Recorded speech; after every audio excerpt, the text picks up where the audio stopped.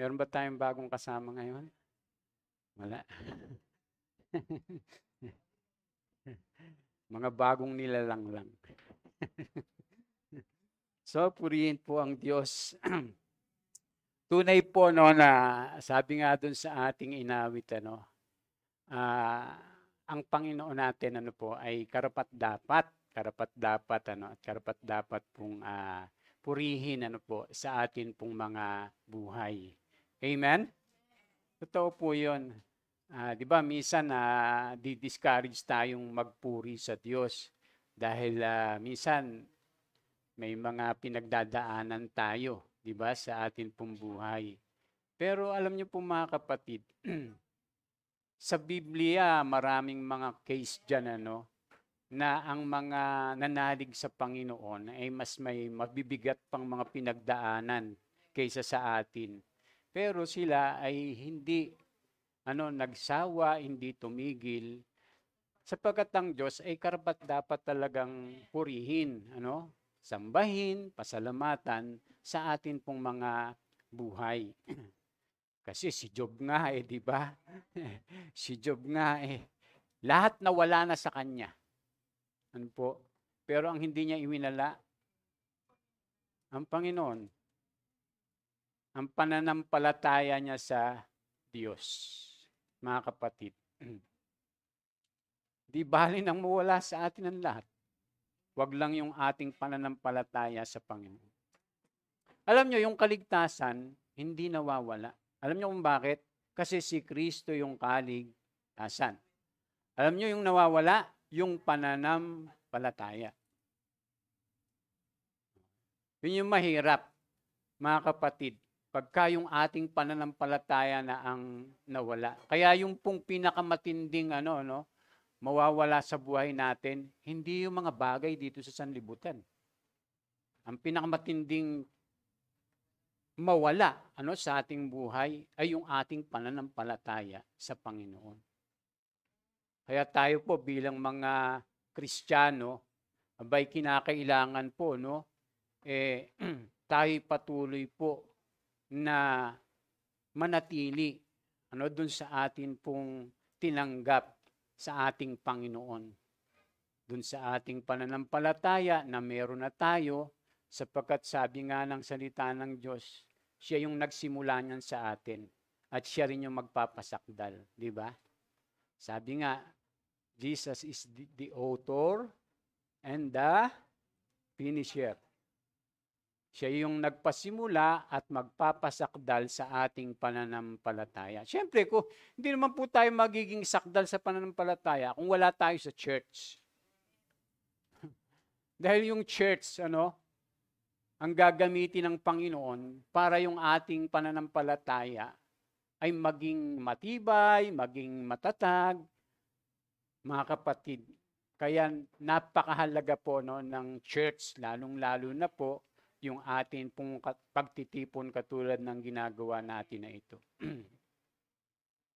Hindi tayo makakapamuhay, mga kapatid, ng buhay Kristiyano nang wala ang church. Hindi po yun pwede. Sasabihin ng iba na, ay basta ako pastor hindi ako nakakalimot sa Diyos. Kaya nga si sister anong pangalan ni si Sister Lenny? Actually, Sister Lenny, umaattend po yan sa Bayugo.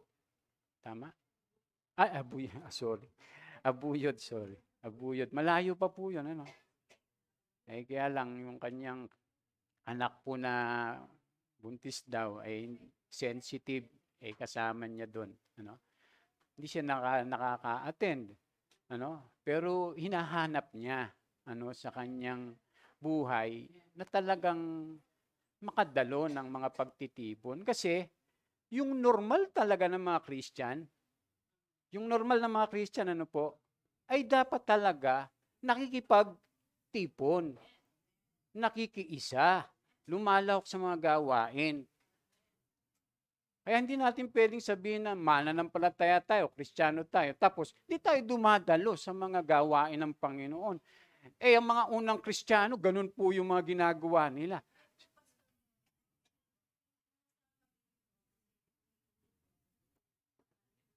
Oh. Oh, kita nyo? Kahit saan. So, hinahanap niya.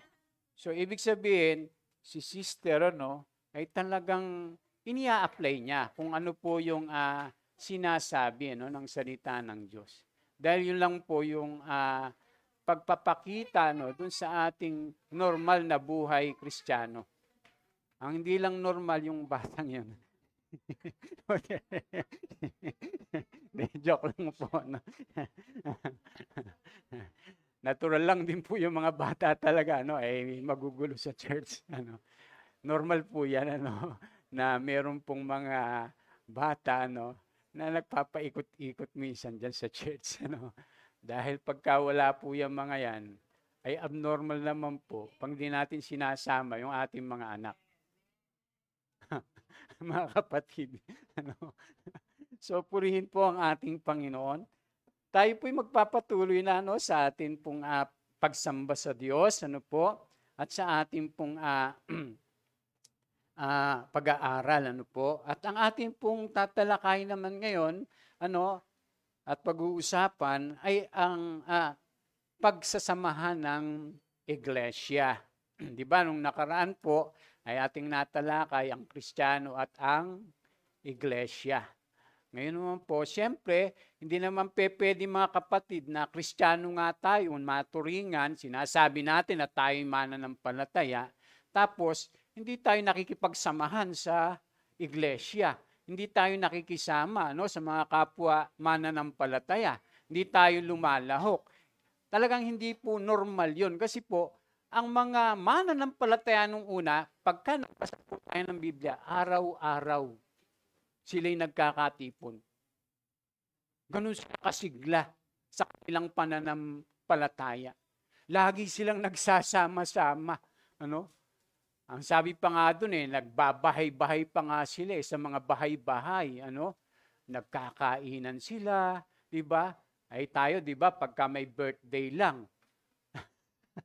O kaya pagka yung merong men's fellowship, women's fellowship, may mga gathering lang, Pero noon, halos araw-araw po sila, Ganon sila katindi, Ganon kainit, ganon kalalim yung kanila pong buhay pananampalataya sa ating Panginoon. Kaya atin pong tatalakayin po, ito pong atin pong pinamagatan na ang pagsasamahan naman ng iglesia. So sabi po rito, namatay siya para sa lahat upang ang mga nabubuhay ngayon ay wag nang mabuhay para sa sarili, kundi para kay Kristo na namatay at nabuhay para sa kanila. Diba? Ang Panginoong Yesus ay namatay para sa lahat. Para sa lahat ng tao. Hindi po dun sa parang sabi ng iba ay pinili na. Kundi ang kamatayan ng Panginoong Yesus ay para sa lahat ng tao, sa bawat taong nabubuhay dito sa daigdig. Kasi ang kalooban ng Diyos, ang layunin ng Diyos, lahat ng tao maligtas. Lahat ng taong gusto niya maligtas. Kaya siya namatay, ang Panginoong Hesus, para sa lahat. Kaya po yung tao, kung siya talaga ay mananampalataya sa ating Panginoong Hesus, magbabalik loob sa ating Panginoong Hesus, ay maliligtas siya. Kaya lang, pagka naligtas na tayo, ang sabi po ng Biblia, sabi po ni Apostol Pablo, hindi na tayo dapat mabuhay sa ating sarili. Kaya nga po tayo isinasama sa church, sa iglesia, doon sa katawan ng Panginoon. Para mabubuhay na tayo, hindi lang para sa atin, kundi doon sa ating mga kapwa mananampalataya. Kaya hindi pwede po na talagang yung Christian ay ina-isolate niya yung kanyang sarili. Meron pong tawag sa mga ganun di ba? Yung yung mahilig mag-isa. Introvert. Hindi mo pwedeng i-apply yun sa Christian life. Yung sa Christian life, hindi mo pwedeng ay, pastor, hindi, yan introvert siya Ang gusto niya laging nag-iisa. Ay, hindi. Tapos sasabihin mo, Pastor, pasensya ka na, no? Mananampalataya ako, Christian ako, pero pasensya na kasi introvert ako. Ano, gusto ko lang lagi nag-iisa. Pagka ang isang tao ay naging mananampalataya, mga kapatid, ano? Magiging ano? Extrovert, sabi ni ano. Ganun ba yun? Ha?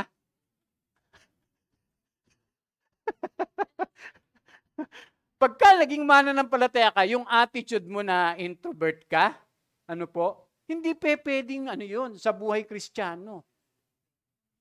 Kaya nga nababago yung tao pag siya naging mananampalatayang totoo. Makikisalamuhan na siya, makikiisa na siya, makikisangkot na siya. Ganun po yung gagawin niya. Kaya ang sabi, mabubuhay na tayo para sa Panginoon, hindi na para sa ating sarili. Yung nabubuhay lang sa sarili, ayun, mga introvert yun. Kasi hindi naman pwedeng hindi natin i-apply yung sinabi ng salita ng Diyos. So ito ang ilan sa mga pananalita ni Pablo na hindi na tayo dapat mamuhay para sa ating sarili, kundi para kay Kristo na. At ito ang mangyayari lamang sa pamamagitan ng iglesia sapagkat hindi tayo makakapamuhay ng ating buhay Kristiyano nang labas sa church. Hindi tayo makakapamuhay ng buhay Kristiyano nang labas sa iglesia. Hindi pwede yun, mga kapatid. Dahil bang linaw naman sa Biblia, doon sa mga turo, sa mga sulat ng mga apostol, kung paano namuhay yung mga mananampalataya nang magkakasama sila. Mga kapatid, sabi diyan, ang salitang church sa Griego ay ecclesia, na nangangahulugan sa English ay called out ones. Ang mga mananampalataya ay tinawag mula sa sanlibutan, sa madilim na sanlibutan, sa kadiliman, upang mabuhay sa buhay na ibinigay ni Kristo sa atin bilang iglesia. Kaya nga po yung church dapat naiiba talaga tayo sa mga hindi mananampalataya. Naiiba tayo sa kanila. Unique dapat tayo sa kanila. Sabi diyan, upang mabuhay hindi sa sarili, kundi para kay Kristo at lalo na sa katawan ni Kristo. Dahil dito, ang mga naunang Kristiyano ay namuhay ng may pagsasamahan sa isa't isa. Talagang sila'y laging nagsasama-sama, mga kapatid. Dapat ini-enjoy natin yung fellowship. Yung pagka may mga gawain, dapat excited tayo. Na dumalo, makinig, sumamba sa Panginoon, magturuan. Dapat excited tayo doon. Pero pagka yung may mga gawain, tapos ikaw pa yung gumagawa ng paraan para hindi ka makadalo. Iba pong usapan yon. Dahil dito, ang mga naunang Kristiyano ay namuhay ng may pagsasama sa isa't isa. So atin pong pag-aralan kung paano sila namuhay ng may pagkakaisa at pagtatalaga ng kanilang sarili sa isa't isa. Sige po. Basahin po muna natin to, nang sabay-sabay. 1, 2, 3. Mismo. At nadagdagan ng mga alagad ng may 3,000 katao ng araw na iyon. Nanatili sila sa itinuturo ng mga apostol, sa pagsasama-sama bilang magkakapatid, sa pagpipira-piraso ng tinapay, at sa pananalangin. So banglinaw po kung ano yung nangyari at kung ano yung nabago sa kanilang buhay. Nung sila po ay nakasumpong o nasumpungan nila ang ating Panginoon. Sabi po ng salita ng Diyos, kaya't ang tumanggap sa sinabi niya ay nagpabautismo. Sino po yung nangangaral dito? 'Di ba si Apostol Pedro. Tapos nung makarinig sila nung ebanghelyo, nung mabuting balita, ang sabi, kaya't ang tumanggap sa sinabi niya ay nagpabautismo.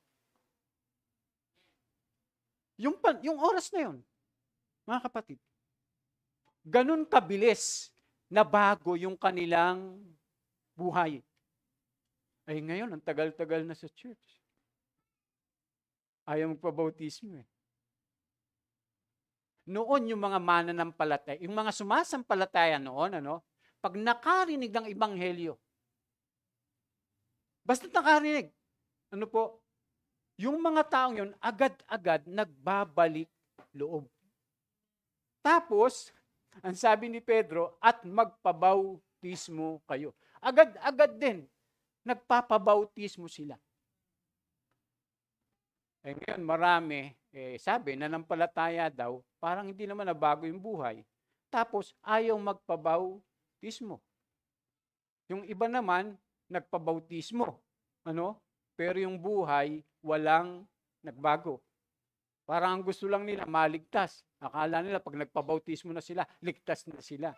Ay samantalang, yung pong mga nakinig na ito, ay totoong mga nagsisi. Mga kapatid.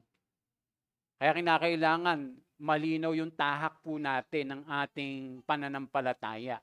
Hindi ko mo tayo nagsisimba, okay na tayo. Hindi ko mo tayo dumadalo, okay na tayo. Pero hindi naman natin inia-apply kung ano yung sinasabi po ng salita talaga ng ating Panginoon.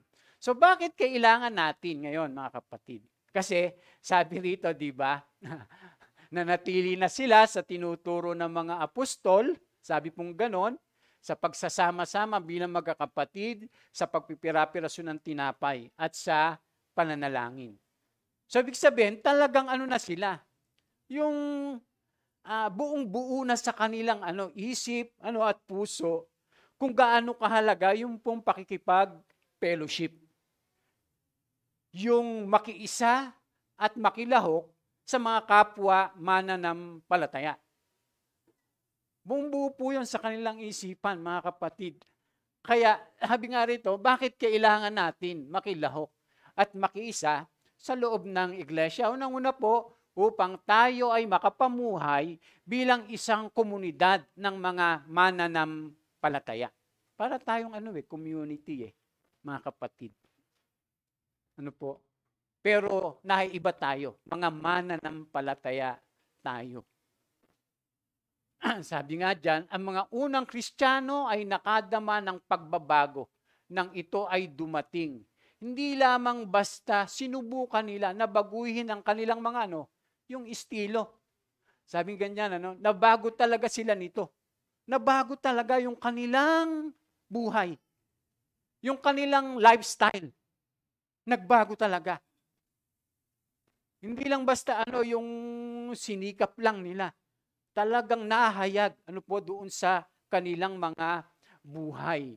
Kaya nga ang sabi diyan, nabagabag ang kanilang kalooban nang marinig ito. Kaya tinanong nila si Pedro at ang ibang mga apostol, mga kapatid, anong dapat naming gawin? Sumagot si Pedro, pagsisihan ninyo talikuran ang inyong mga kasalanan at magpabautismo kayo sa pangalan ni Jesucristo upang kayo'y patawarin at ipagkakaloob sa inyo ang Espiritu Santo. Sapagkat ang pangako ay para sa inyo at sa inyong mga anak at sa lahat ng nasa malayo, sa bawat taong tatawagin ng ating Panginoong Diyos.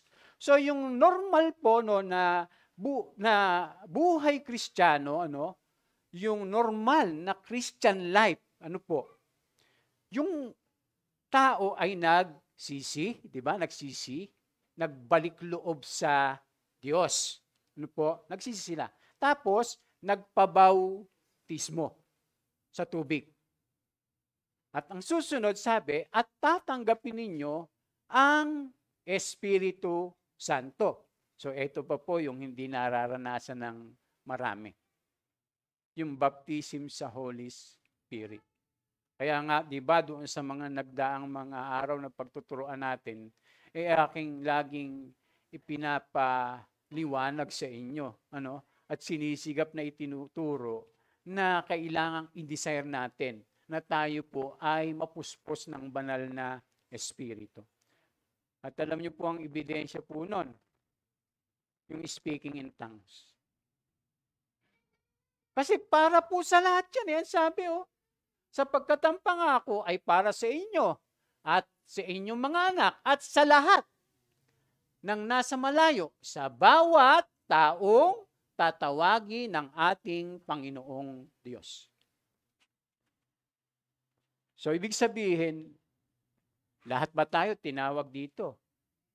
Oh, paano tayo tinawag? Ha? Sa pamamagitan ng Ebanghelyo. Kasi nga, ito si Apostol Pedro nangangaral ng Ebanghelyo, mga kapatid. Kaya ang sabi po doon, sa pamamagitan ng Ebanghelyo, tayo tinatawag ng Panginoon. Kaya yung bawat tinawag, ng ating Panginoon, ay makakatanggap nung tinatawag na banal na espiritu, yung kapuspusan ng banal na espiritu. Kaya nga dapat pag sumasamba tayo, lalaliman pa natin. Kasi ang gusto talaga ng Panginoon, maranasan natin yung kanyang kapangyarihan, yung Espiritu Santo. Tapos sabi diyan, marami pang inilahad si Pedro upang patunayan ang kanyang sinabi at nanawagan siya sa kanila. Iligtas ninyo ang inyong mga sarili mula sa parusang sasapitin ng masasamang lahing ito. So yung kanyang kausap, winarningan niya na talagang kinakailangan wag nang tumulad pa doon sa mga taong hindi pa nakakarinig ng ibang helyo. Kaya sabi diyan, kaya't ang lahat ng tumanggap sa sinabi niya ay nagpabautismo at nadagdagan ng mga alagad ng may 3,000 katao ng araw na iyon. Biruin mo yun? Yung araw na iyon, 3,000 binautismohan. Antindi, For the first time yun. Yung mga alagad, 3,000 yung binabautismo, maghapon siguro yun. Baka hindi lang. Ay, naabot sila ng gabi. Tayo mga kapatid, di ba may baptism po tayo? Ilan lang yung magpapabautismo? Mataas ang kamay na magpapabaptize. Sige, wag mahiya. Ayan, si papabaptize na pala. Praise the Lord. Sige, taas ang kamay para makita namin. Yung magpapabaptize. Hindi ka pa baptize, Brother Arnel? Ha?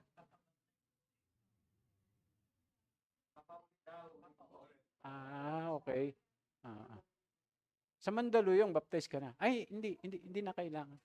Okay lang. Okay na yun. Baka lumampas tayo.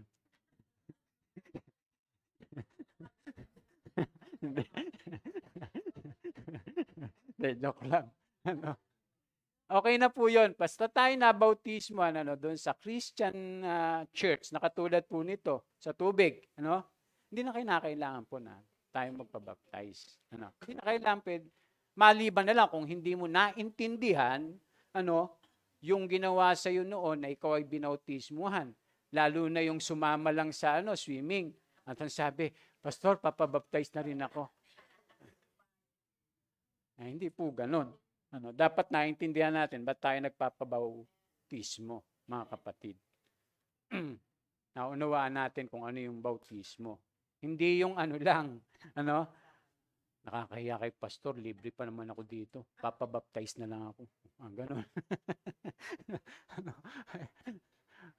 Kaya sabi nga po dyan, at nanatili na nga po sila doon sa mga tinuturo ng mga apostol sa pagsasama-sama bilang magkakapatid, pagpipirapirasyon ng tinapay, at sa pananalangin. So ano pong ginawa nila? Nagsisi sila at sumampalataya.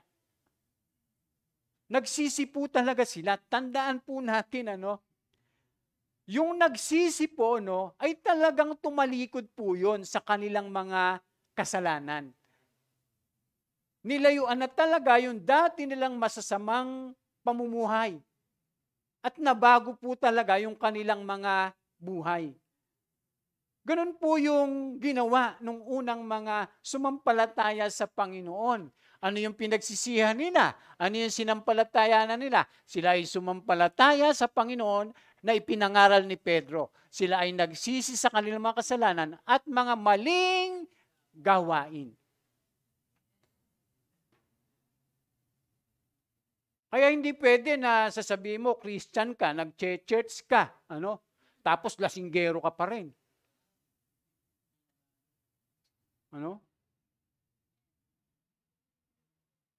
Ganun ang ginagawa mo. Hindi pwede na sasabihin mo, Christian ka, mananampalataya ka, tapos magnanakaw ka pa rin. Ganun pa rin yung ginagawa mo. Hindi pwedeng sinasabi mo, mananampalataya, Christian ka, tapos makamundo ko pa rin. Nagsasyabu ka pa rin. Ay, hindi pwede po yan, mga kapatid. Tapos sasabihin mo, Pastor, humingi na ako ng tawad sa Diyos, pinatawad na ako. Tapos, ganun uli gagawin mo. Ay, hindi po totoong pagsisisi yun, mga kapatid. Kinakailangan talaga na tatalikuran mo, aayusin mo yung iyong buhay, yung iyong sarili. Kasi choice po yun. Iiwan mo talaga yung gawaing pagkakasala. Iba po kasi, mga kapatid, yung nagsisi ka na, tumalikod ka na sa mga kasalanan mo, yung nagkasala ka. Kailangan mong ihingi ng tawad yun. Pero marami po na nagsasabing Christian, hindi pa talaga nagsisisi. Kasi bakit? Alipin pa rin sila doon sa kanilang mga masamang pamumuhay. Halimbawa, mga kapatid, ganito. Di ba yung mga Christian sa Galacia, nire-rebuke po ni Pablo at binababala niya. Sabi niya, kung kayo ay nabuhay sa Espiritu, lumakad kayo sa patnubay ng banal na Espiritu. Sabing ganon, di ba? Kaya sabing ganon, ito ang mga gawa ng laman. Pangalunya, karimari-marim na pamumuhay, pagsamba sa Diyos-Diyusan, paglalasing, pagkainggit, pagkakabahagi. Di ba? Ganun po yung binababalaan kayo tulad nung una. Hindi papapasukin sa karya ng Diyos ang gumagawa ng ganitong mga bagay. Pero ang kausap niya, mga Christian. Naligtas na sila. Naligtas na sila. Nakakilala sila sa Panginoon. Nagbalik loob na. Kaya lang, binababalaan sila ni Apostol Pablo na kung mamumuhay uli kayo sa laman. Katulad po ng mga nabanggit, ang babala niya, hindi makakapasok sa kaharian ng Diyos. Christian na nga yung kanyang kausap.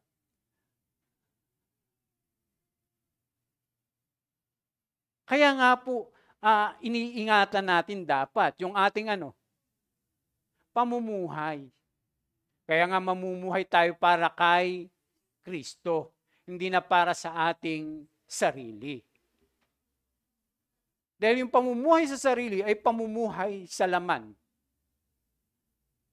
Kaya yung totoo dapat na sumampalataya sa ating Panginoon at kumikilala sa Kanya, dapat yung buhay niya talaga ay kinakikitaan na siya ay nagbago na at nabago na. Amen? Hindi pwede, mga kapatid, na pinaghahalo natin yung kabanalan at saka yung kamunduhan o kasamaan. Hindi pwede po yun, mga kapatid.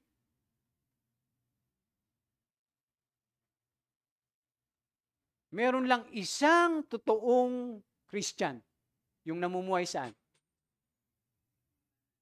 Kabanalan. Ngayon tanong, kaya ba nating mamuhay na ng banal? Kaya na ba natin? Parang yung iba, parang ayaw pa. Kasi pag hindi ka totoong nagsisi, hindi ka makakapamuhay sa kabanalan. Pag hindi ka totoong nakipag-isa sa Panginoong Yesus, hindi ka talaga totoong nanampalataya sa Kanya, ay, paano ka lalaya sa kasalanan? Pinalaya na ba tayo sa kasalanan?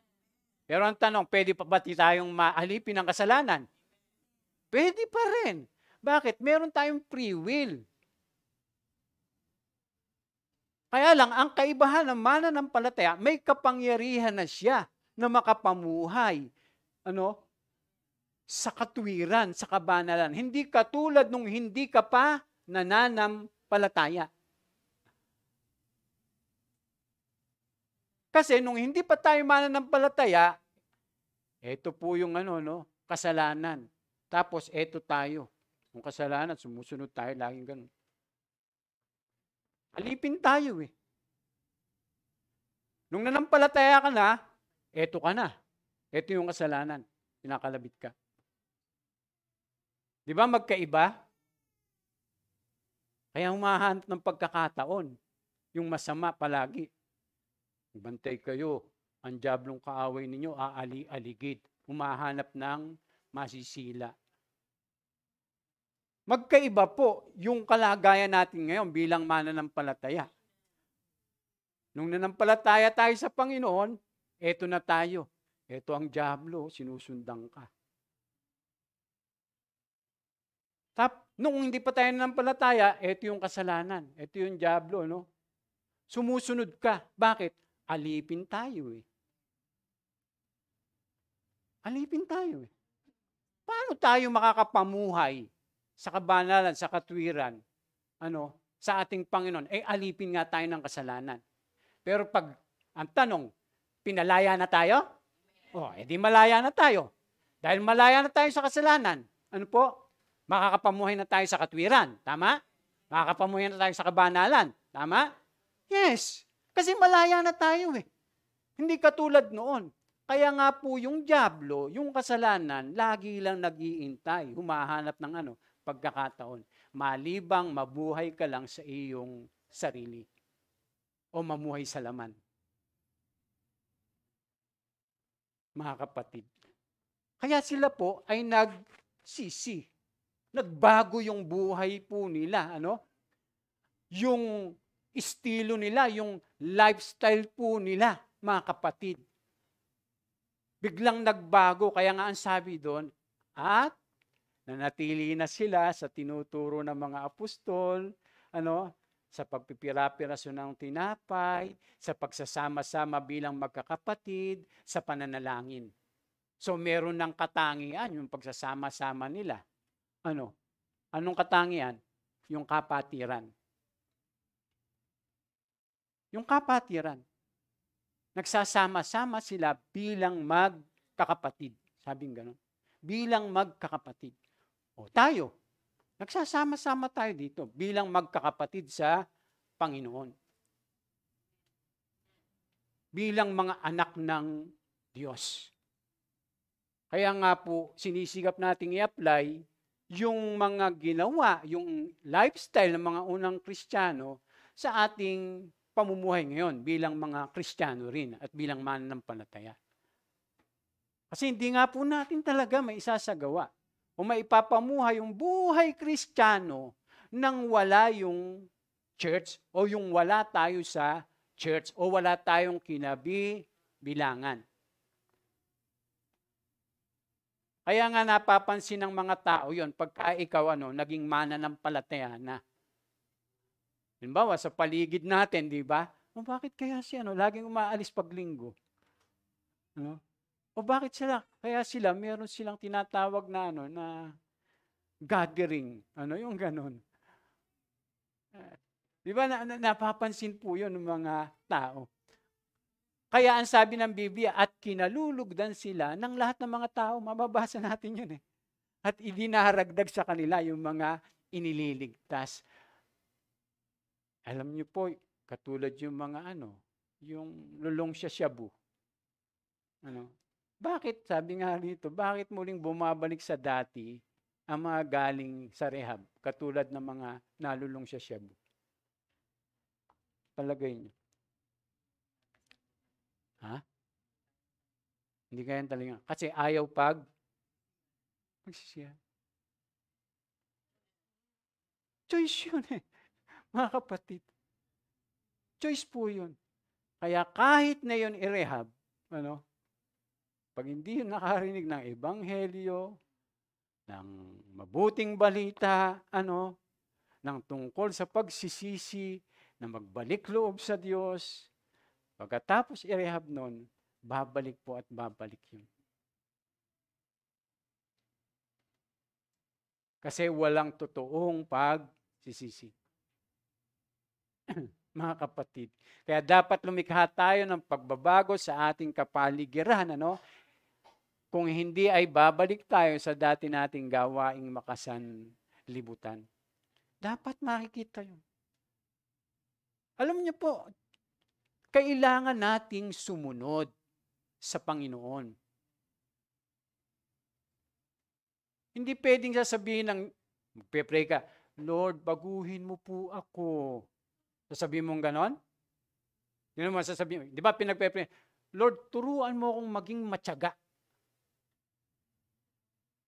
Di ba yun po minsan ang panalangin natin? Ano pa yung pinapanalangin nyo na gusto nyong mabago? Lord, gusto ko po na gawin mo akong maging mabait. Di ba? Ganun ang natin.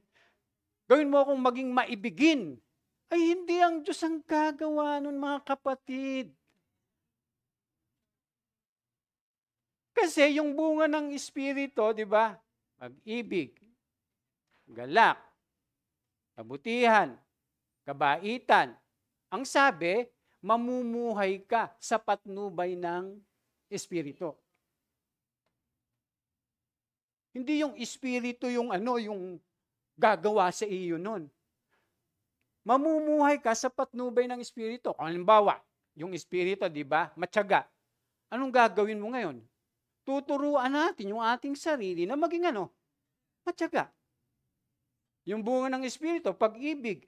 Anong gagawin natin yan? Kahit hindi ka ibig-ibig, iibigin mo. Tama, hindi? Parang iba yung mag-agree. Tama, hindi? Ay mga kapatid, hindi pwedeng basta na lamang po mangyayari yon. Kasi kung ang Diyos ang gagawa nun, lahat dapat nagbago na yung mga tao. Nagbago na yung isip ng tao, nanampalataya na yung mga tao, sumunod na yung mga tao. Mama, sumunod ka sa akin. Sabi ng Panginoong Yesus doon sa mga alagad, tinawag niya si Pedro, sumunod ka sa akin. Hindi man agad-agad naging perfect si Si Peter Ang dami niya nga ginawang kapalpakan Pero tumigil ba siya? Hindi. Mga kapatid. Sinabihan pa nga siya ng Panginoon na, lumayas ka Satanas, sapagkat ang iniisip mo'y hindi mula sa Diyos. Di ba sinabihan siya? Sinabi ba ni Pedro, Lord naman, huwag mo naman ako sabihin Satanas ako. Hindi naman ganun. Tinanggap na lang ni Pedro. Tayo, pag nakarinig ng konting salita, di ba, na-open na tayo? Mga alagad noon Si Judas, sinasabihan niyo, alam niyo ba na may kasama ako dito na, na diablo? Si Peter, sinabihan niya na Satanas. Kung halimbawa, ako magsalita sa inyo, baka ayoko na nga umatin doon, si pastor, sabihan ng Satanas. Diba? Samantala ang Panginoong Yesus pag nagsalita, mga mapagpaimbabaw, mga hipokrito, mga ulupong. Sinasabi ba ng Panginoon yun? Tapos tayo dito, di ba? Sa church, napakaano natin, pusong mamon. O kaya yung makahiya.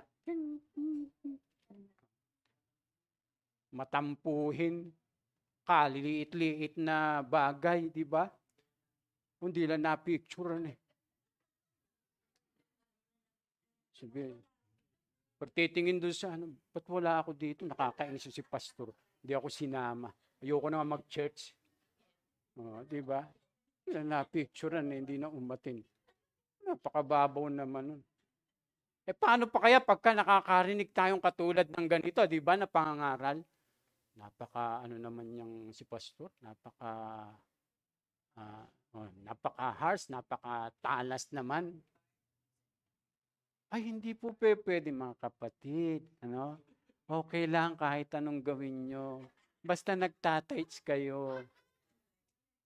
Basta nag-iika po kayo, basta nagbibigay. Sige, gawin nyo na lahat. Ay, mga kapatid, kahit magkahiwa-hiwalay pa tayo rito, pagka ang sinasabi ko po ay yung salita ng Diyos, pasensyahan po tayo. Mas mabuti nang magalit ang Diyos. Tama ba? Mas mabuti nang magalit kayo sa akin kaysa ang Diyos ang magalit sa akin. Mga kapatid. Kaya, di ba si Apostol Pedro, lumayo kayo, sabing ganun. Sa masasamang lahing ito, umiwas kayo sa kanila nung nakarinig na sila ng ibang helyo. Ganun na sila. Ganun magsalita, yung mga apostol. Kaya wag po tayong, mga kapatid, yung sensitive, yung matigas yung ating puso, maramdamin tayo. Anuhin natin yan? Yung ating baguhin yung ganyang pag-iisip. Dapat magpasalamat pa nga tayo. Thank you, Lord, kasi si pastor, tinutuwid ako. Thank you, Lord, kasi si Sister Cora, pinagsasabihan ako. Thank you, Lord, kasi si Kuya Ray, talagang sinasabihan ako kung ano yung tama at mali. Dapat ganun po tayo, mga kapatid. Ipagpasalamat natin yun. Ay, kaysa naman na simba tayo ng simba dito, magkakasama tayo, Tapos pinababayaan lang namin kayo. Alam nyo yung mga ganon, walang pusong walang pusong pastor. Walang malasakit, walang pagmamahal.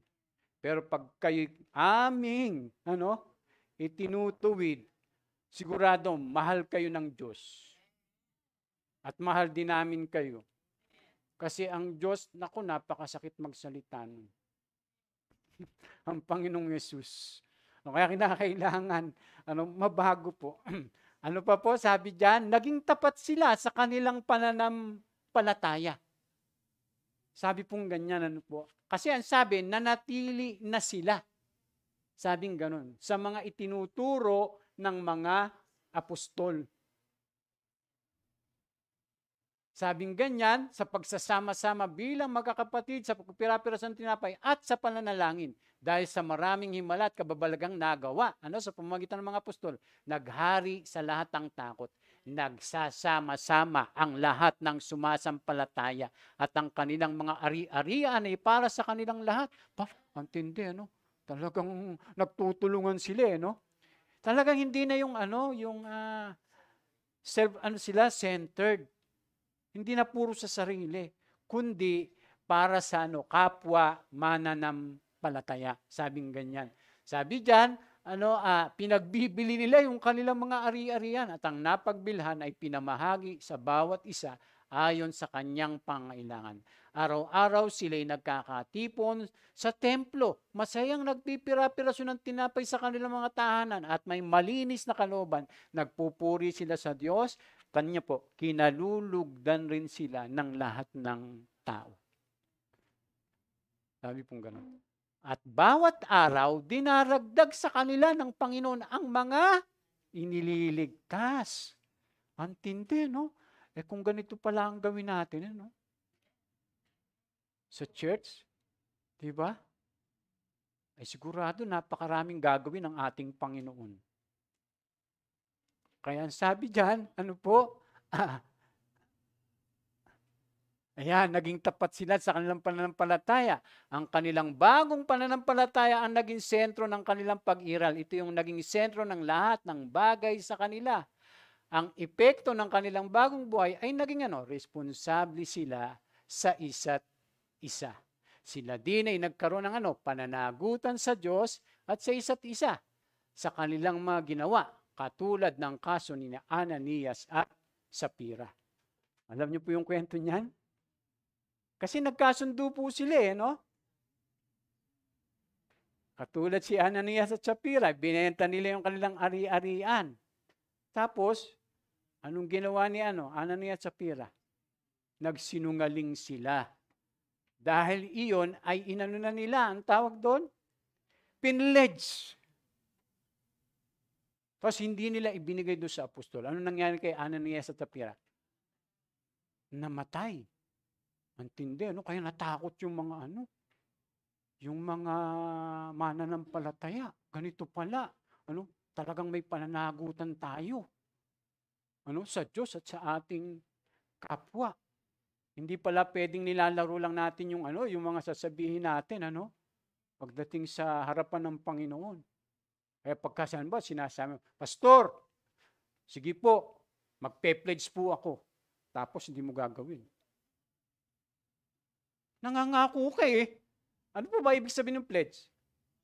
Pangako.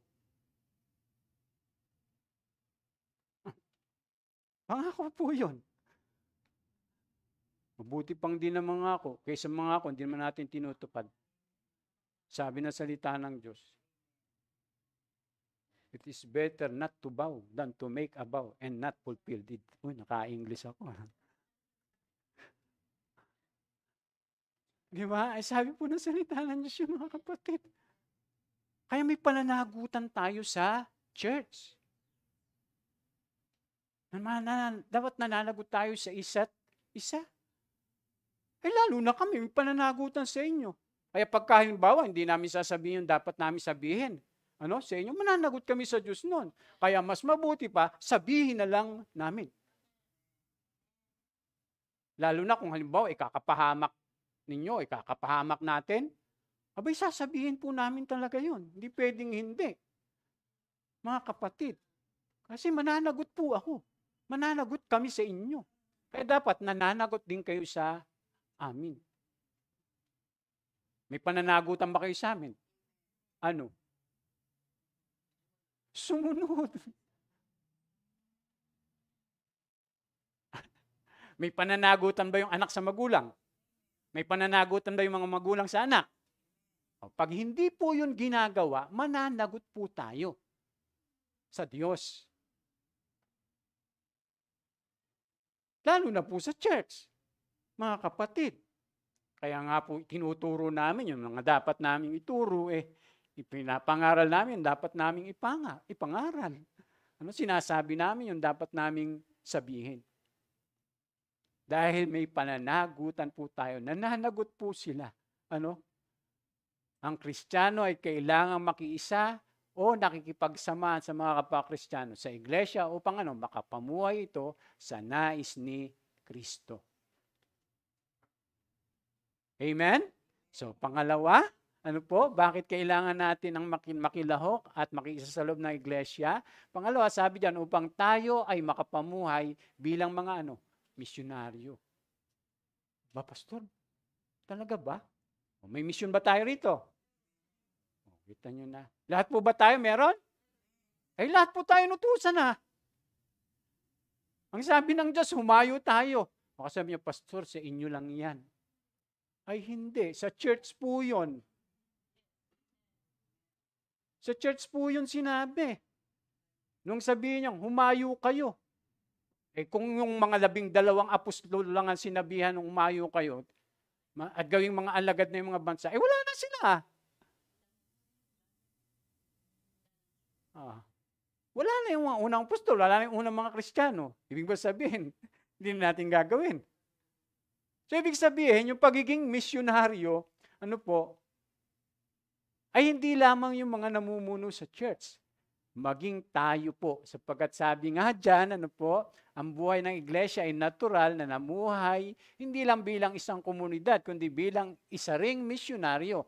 Ang ating testimonyo sa sanlibutan, hindi lamang sa ating mga salita na ipinapangaral, kundi sa buhay na ating pinapamuhay. Kaya nga sabi po rito sa John 13:35, kung kayo'y mag-iibigan, makikilala ng lahat na kayo'y mga alagad ko.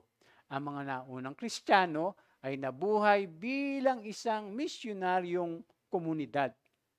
Sabi diyan, pinakita nila sa mundo yung bagong buhay kay Kristo.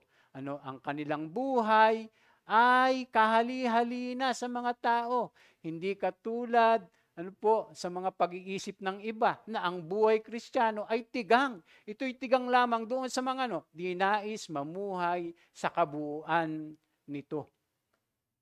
Minsan mararamdaman natin yung ganyan mga kapatid Kaya lang pag hindi po natin ginagawa yung hinihingi sa atin bilang mga mananampalataya, ay magiging tigang po yung ating buhay pananampalataya. Pag hindi po natin ini-a-apply sa atin pong buhay, yung buhay Kristiyano, yung hinihingi ng buhay Kristiyano, buhay anak ng Diyos. May sample pa nga dyan, tingnan nyo, magluto ka ng sinigang sa parang gusto mo at hindi sa parang nararapat.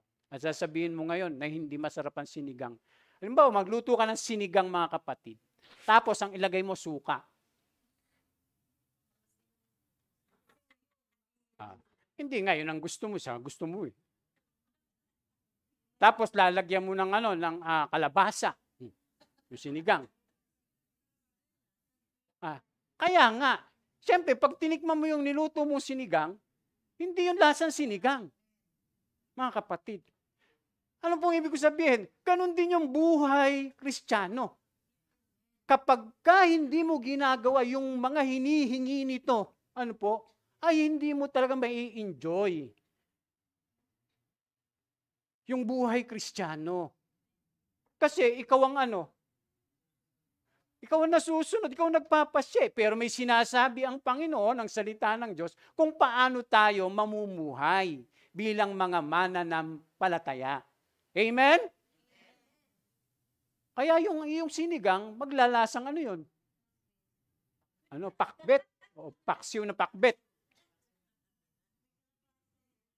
Kaya yung buhay Kristiyano minsan, hindi ma-recognize ng mga tao na sila nga ay mga Kristiyano.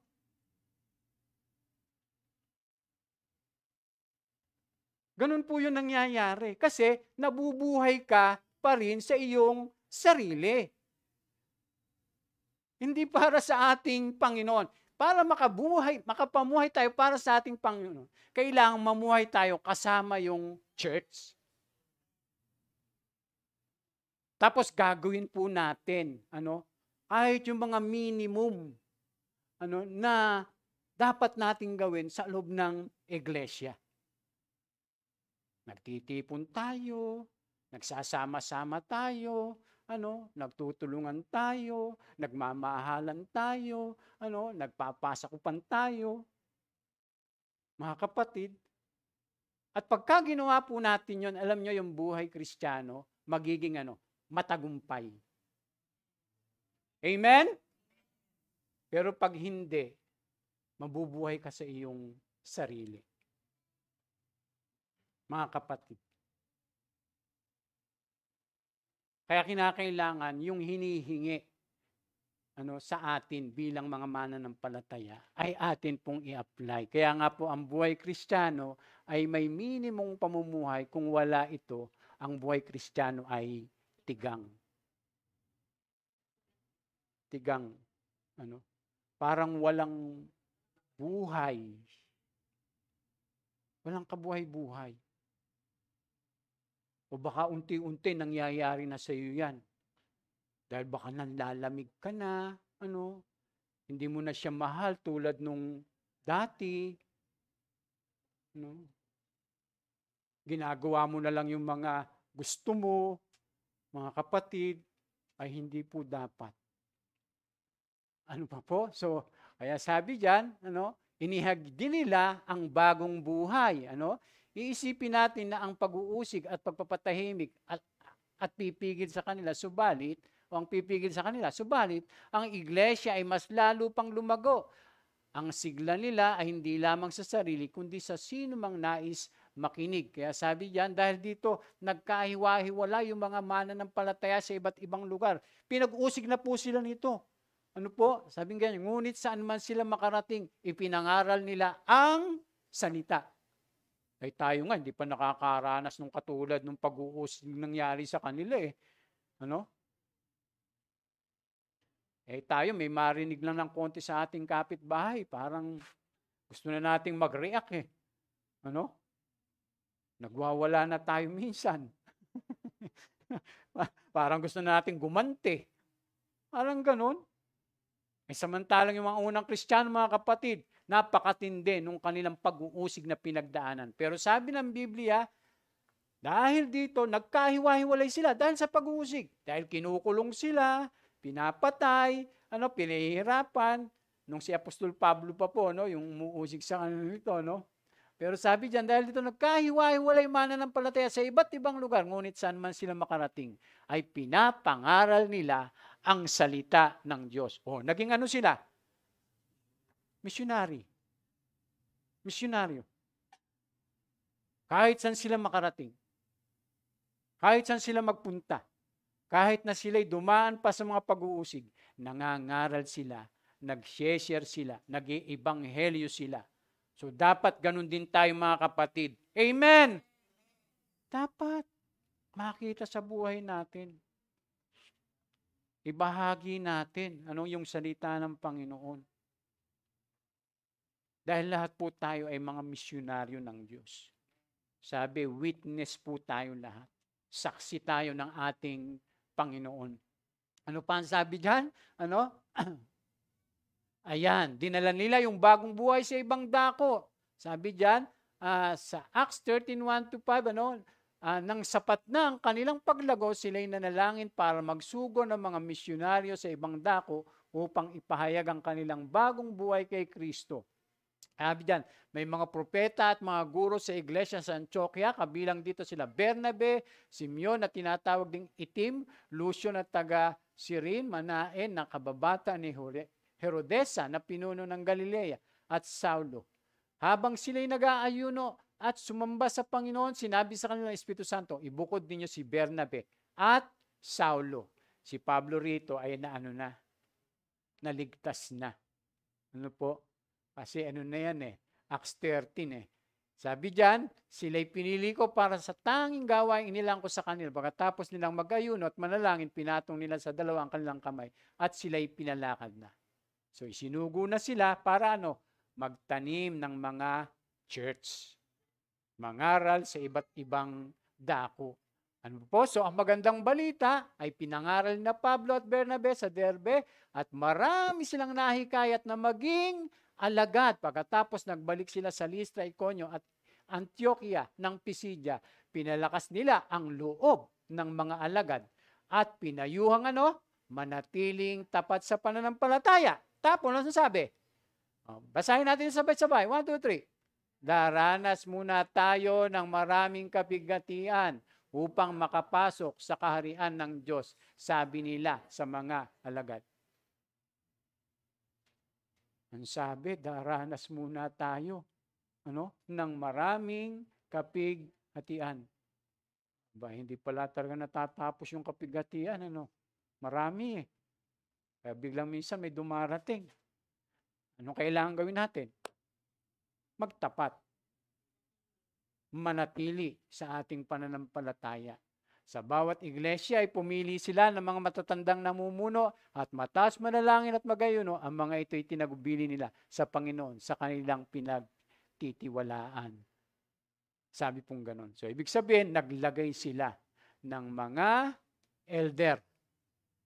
elders, doon sa bawat iglesia na kanilang naitayo. So, lumawak, mga kapatid. Kasi naging mga missionary sila. Kaya dapat tayo mga kapatid, magkaroon ng anong tawag dyan? Ha? Hindi, yung church ay magbubunga pa. Makapag-church plant tayo. Pwedeng tawaging extension church ng Jesus First Antipolo. Diba? Dapat namumunga tayo mga kapatid. Kasi yun po yung katibayan na lumalago po yung church. Nanganganak. Tapos nakapag-aano tayo, develop ng mga elders, mga manggagawa. Amen? Wala bang mayroong gusto sa inyo na ano pa?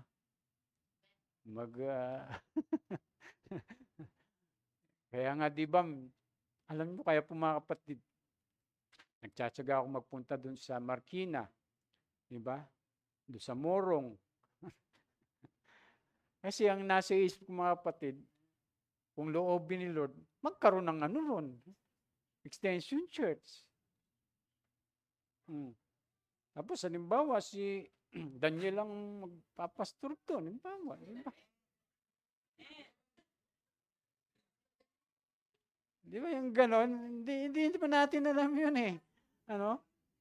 O kaya si Jethro, Pastor Jethro. O kaya si Pastor Boy. Mga kapatid, kasi ganun po yung ginawa ng unang mga alagad. Nag-mission talaga sila. Nadagdagan yung mga churches sa iba't ibang lugar. Hindi yung parang, ilang taon na tayo dito mga kapatid? 21.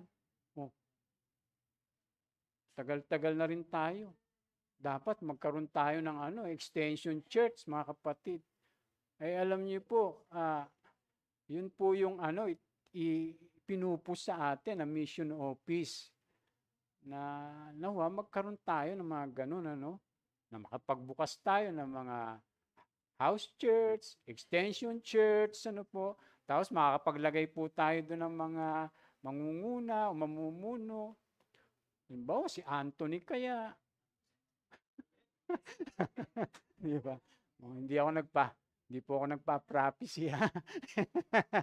Malay pa natin, O kaya misyonarya, ayan, naandyan sila, Marlet, di ba? Hindi, totoo po mga kapatid. Hindi po natin alam yung mga ganon. Pero siyempre, katulad ng ating mga naririnig ngayon, kinakailangan ng church po, ay makapag-misyon. At makapagtukod tayo, makapagtayo po tayo. Gaya po nung unang mga mananampalataya o nung unang mga alagad. So bakit kailangan nating makilahot, makiisa sa loob ng iglesia?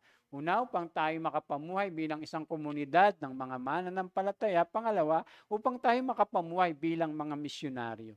Sabi diyan, ang Kristyanismo ay ang kamatayan ng individualismo. Pag naging totoong Kristiyano tayo, hindi tayo mamumuhay sa ating sarili lang.